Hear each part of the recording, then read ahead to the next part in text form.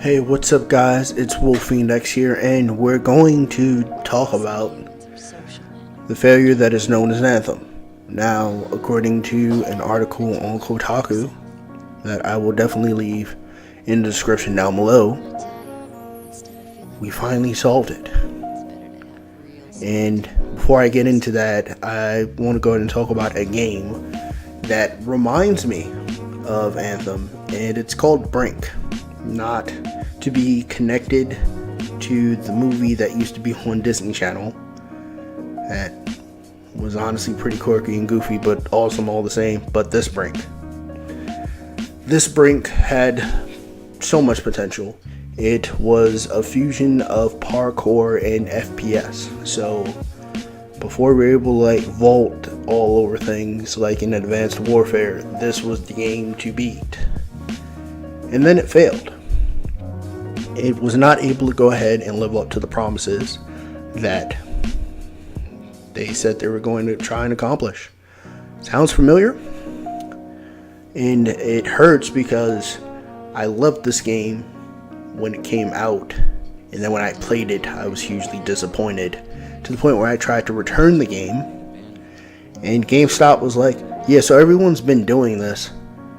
So even though it's been a week since the game came out, we'll give you a quarter for it. And it's like, what? So let's go into why Anthem failed. This is only some of the reasons from the article, and I do suggest you guys actually take time to read it because it's actually not only lengthy but detailed. So you guys should definitely check it out because this might help people in the future to not have a screw up as big as this one. But first up, we have and I must say, before I even go into it, this is the most impressive and disrespectful thing at the same time, because they had 7 years to go ahead and come out with this game. And what we have right now is 16 months of production of this game. Where it's like, if we had this, imagine what 7 years would be for this game. That's the mind-boggling thing about it. And I kind of feel slapped in the face. But the next reason, which is an understandable reason because this does happen with other games, that reason being that EA pulled some of their support for games such as FIFA and Battlefront. And let's face it, FIFA is one of those top grossing games due to its microtransactions. Why would you not do that? If you're a CEO in EA, would you not want to go ahead and be like, look, this is our breadwinner right here, so we're going to make sure that we have enough support so the guys that want to go ahead and spend money on, making the perfect My Team can go ahead and do that.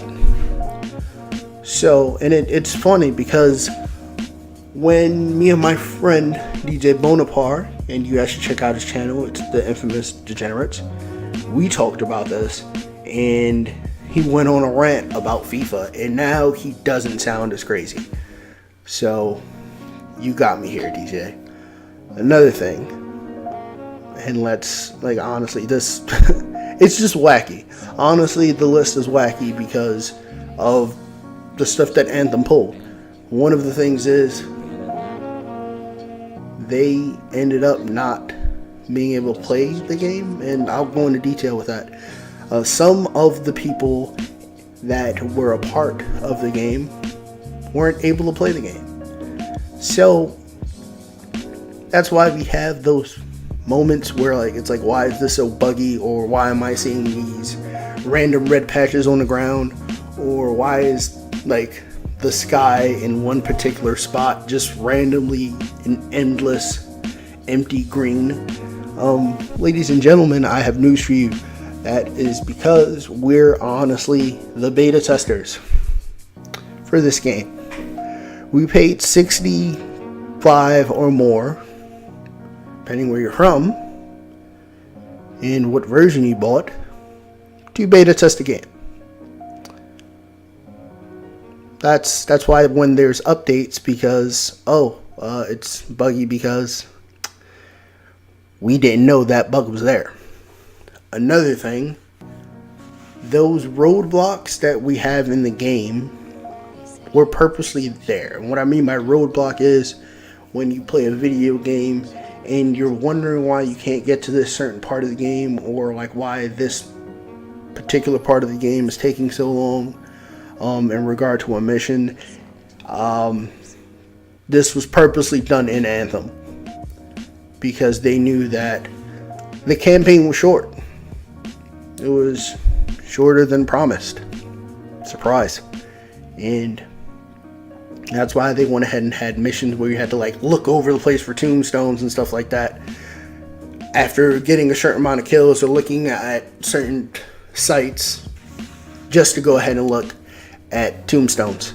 And yeah, that's what we got. And finally, that E3 trailer that we had that looked amazing. And don't get me wrong, there are plenty of cinematic trailers that look amazing. They do that for World of Warcraft, StarCraft, I believe League of Legends as well, but not for a game like this, not for an FPS game.